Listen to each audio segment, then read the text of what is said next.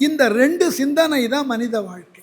ஒன்று, நான் கடந்து வந்த பாதையில் கற்றது என்ன, இனி வரக்கூடிய வாழ்க்கையில் நான் கற்கப் போவது என்ன. இந்த தேடல் தான் மனித வாழ்க்கை.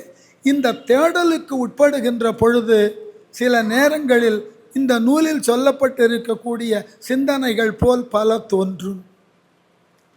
இதற்கு நாம் இலக்கிய தரமான ஒரு சொல் சொல்லணும்னா அறச்சீற்றம். இது எல்லாருக்கும் இருந்திருக்கு, எல்லோருக்கும் இருந்து கொண்டிருக்கிறது.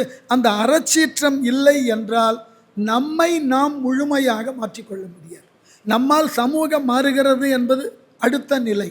நம்மை நாம் முழுமையாக மாற்றிக்கொள்ள வேண்டும் என்றால் நம்முள் தோன்றக்கூடிய அந்த அறச்சீற்றத்தை நாளுக்கு நாள் வளர்க்க வேண்டும்.